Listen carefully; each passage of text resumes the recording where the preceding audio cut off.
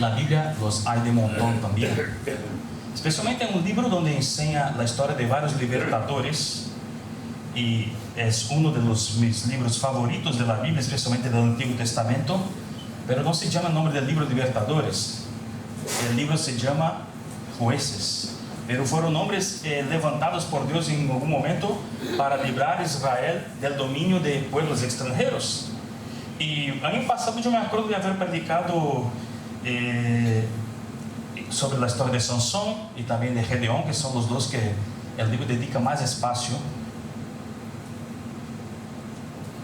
Pero hoy quiero predicar sobre aquel que fue el primer juez de Israel. Ya hemos leído su historia aquí con Priscila, pero yo quiero volver aquí al texto, ahora en otra versión, la nueva traducción viviente. Dice así: los israelitas hicieron lo malo a los ojos del Señor, se olvidaron del Señor su Dios y sirvieron a las imágenes de Baal y a los postes dedicados a la diosa Asera. Entonces el Señor ardió de enojo contra Israel y lo entregó en manos de Cusán-Risataim, rey de Aram Naharaim. Y los israelitas sirvieron a Cusán-Risataim durante 8 años. Pero cuando el pueblo de Israel clamó al Señor por ayuda, el Señor levantó a un libertador para salvarlos. Se llamaba Otoniel, hijo de Cenaz, un hermano menor de Caleb. El Espíritu del Señor vino sobre él y comenzó a ser juez de Israel. Entró en guerra contra Cusán-Risataim, rey de Aram, y el Señor le dio la victoria sobre él. Y hubo paz en la tierra durante 40 años. Luego murió Otoniel, hijo de Cenaz. Bueno, aquí ahí sobró, aquí yo había quitado, ¿no? Eso no está, hasta Cenaz. Jueces 3, de 7 a 11. El tema de hoy es ese: libres. ¿Quién quiere vivir bajo la esclavitud? ¿Quién en sana consciência desea ser esclavo? ¿Quién, pensándolo bien, no desea ser libre?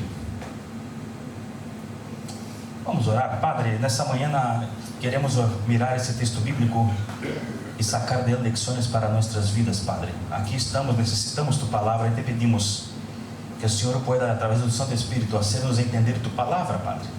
Bendice nosotros a cada uno aquí. Nadie está aquí por acaso, Señor. El Señor quer hablar con cada uno de alguna forma única, especial. Habla con nosotros, que tu Santo Espíritu pueda actuar con total libertad. En el nombre de Jesús, amén. Bueno, vamos a la historia de Otoniel, el primer juez de Israel. Y vamos a ir a hacer un paso a paso por ese texto de Jueces 3. Y empezamos con o por ouvindo. Porque se volvemos um pouquinho no capítulo 3, vemos que o Senhor, de forma proposital nesse texto, não quitou a todas as nações extranjeras de Canaã.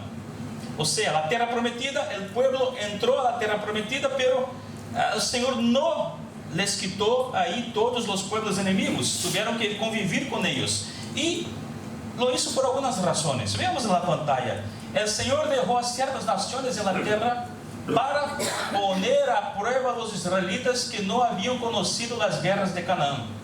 Lo hizo para enseñar a pelear en la guerra a las generaciones de israelitas que no tenían experiencia en el campo de batalla. La primera razón entonces por la cual Dios no quitó esas naciones de Canaán fue para probar la fidelidad del pueblo de Israel.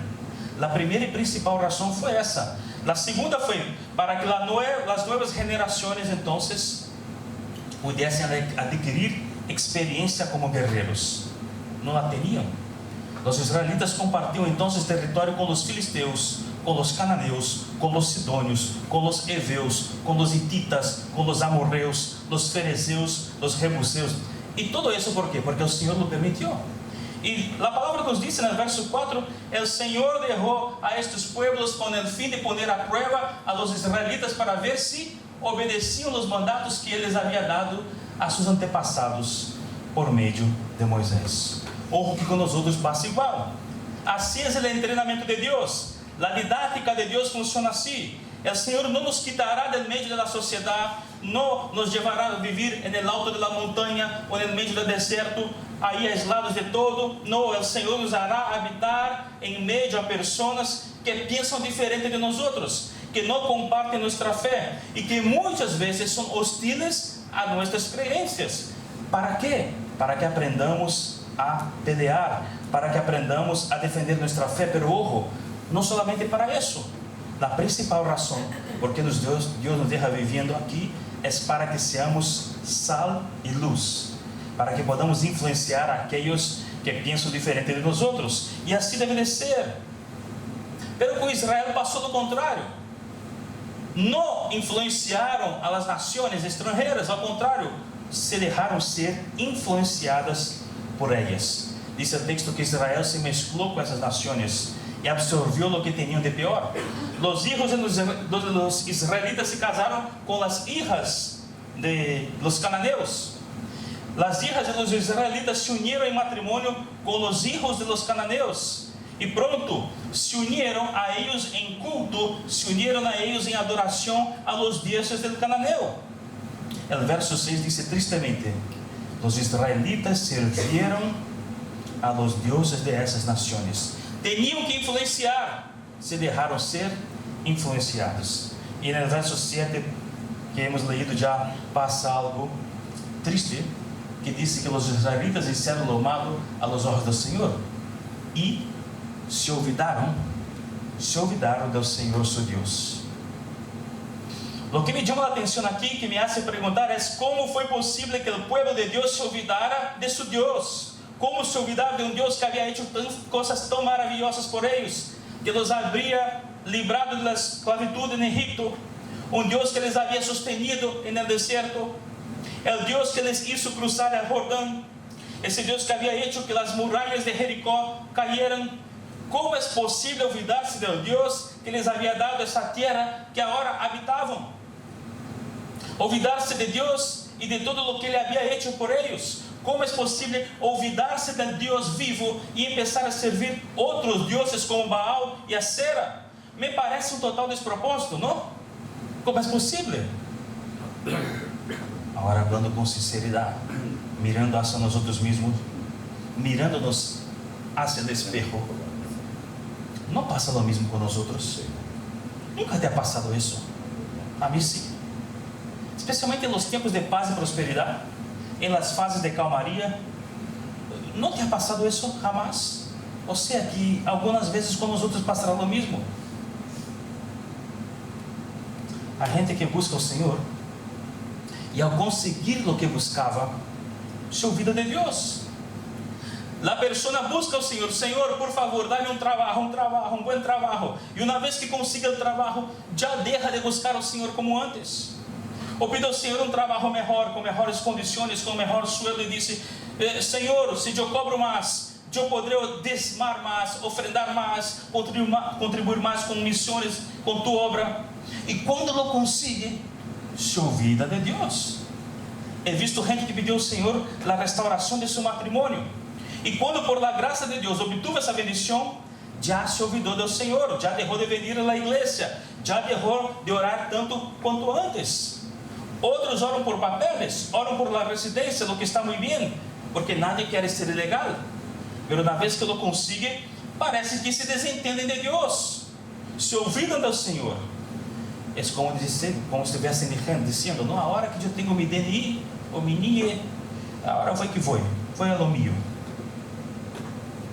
Outros enfrentam problemas de saúde, oram por sanidade, buscam ao Senhor, buscam as coisas do Senhor noite e dia, clamam, pero quando chega a bendição da sanidade, se relaxam, e já Deus deixa de ser o primeiro em suas vidas.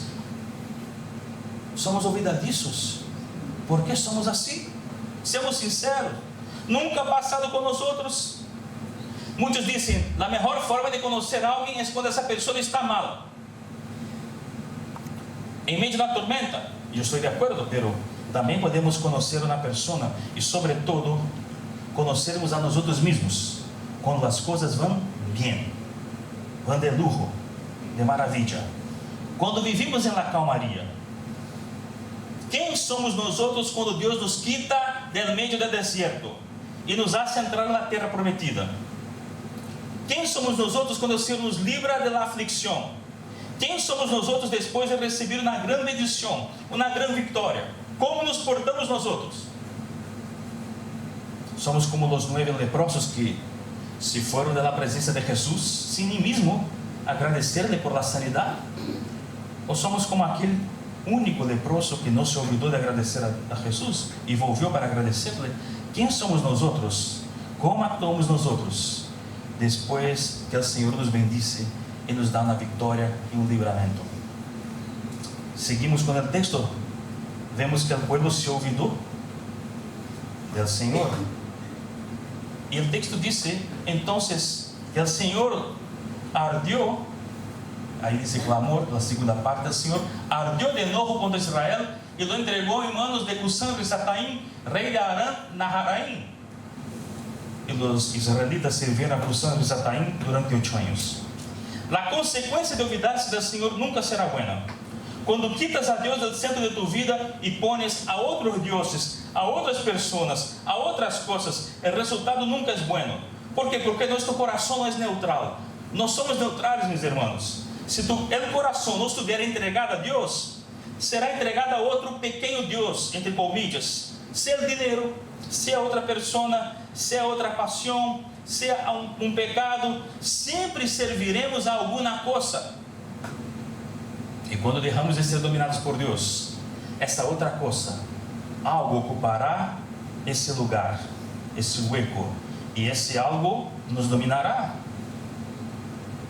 Como os israelitas deixaram Deus em segundo plano, vindo esse rei, Cusã-Risataim, e dominou sobre eles.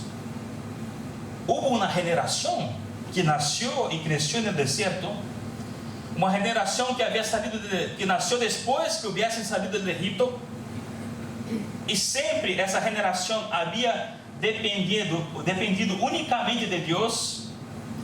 Esses que nasceram depois que saíram do Egito nunca haviam sido escravos em sua vida, nunca haviam experimentado a esclavitud, e agora, por primeira vez, entendem o que é ser dominado por alguém.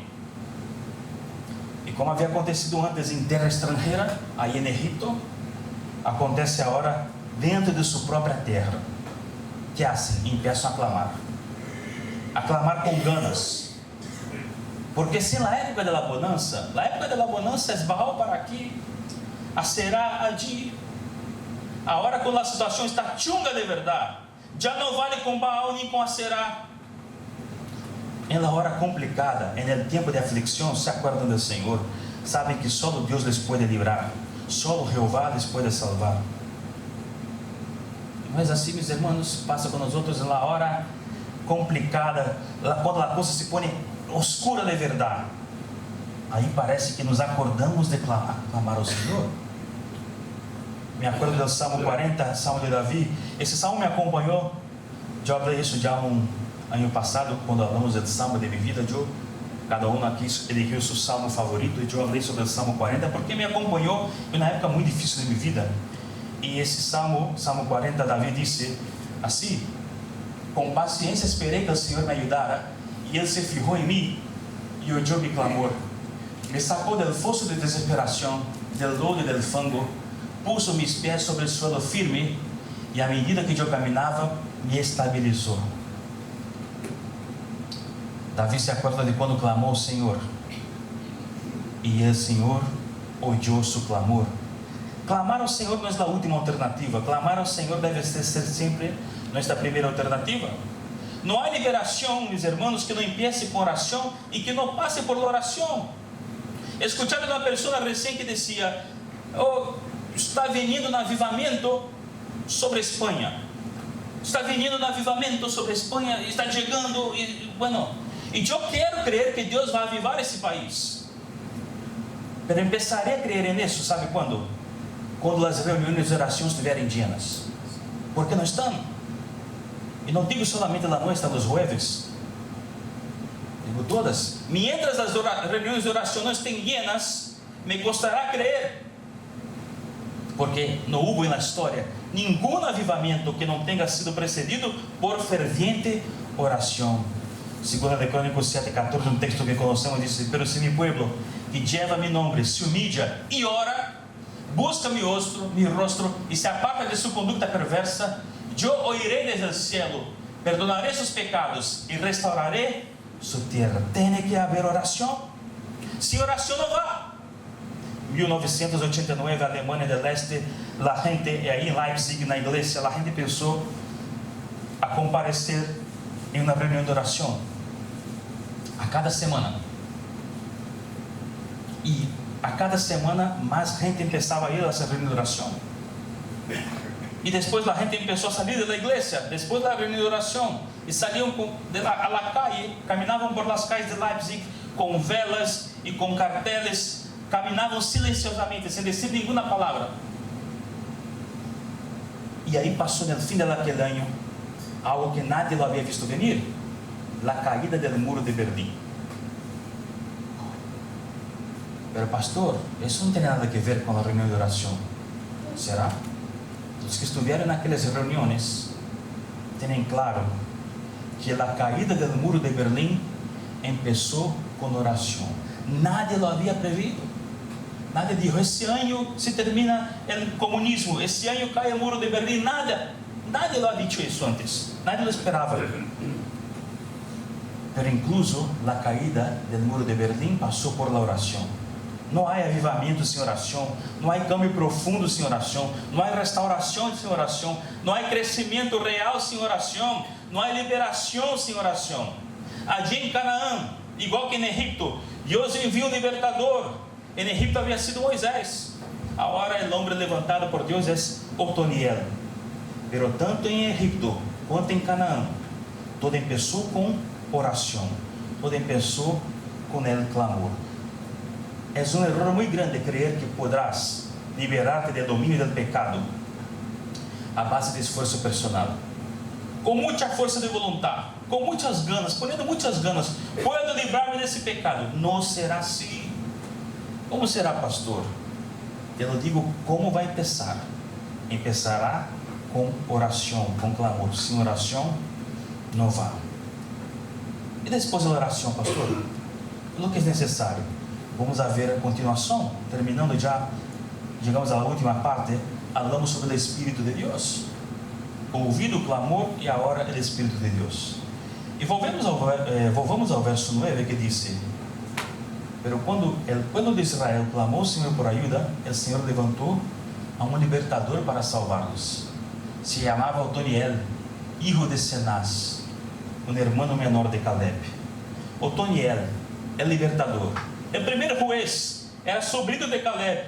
Además de ser sobrinho de Caleb, também vemos em Jueces capítulo 1 que era su yerno. Sí, Jueces 1 del 13 a 15, Otoniel se casou com Axa, a hija de Caleb, ou seja, que Otoniel se casou com aquela que era sua prima. Pero diz o texto muito importante, algo muito importante, no verso 10, é que o Espírito do Senhor vino sobre ele e começou a ser juez de Israel. Entrou em guerra contra Cusã-Risataim, rei de Arã, e o Senhor lhe deu a vitória sobre ele. Não era solamente Otoniel, não era solamente um homem, era um homem possuído por el Espírito de Deus. Otoniel recebeu o Espírito do Senhor.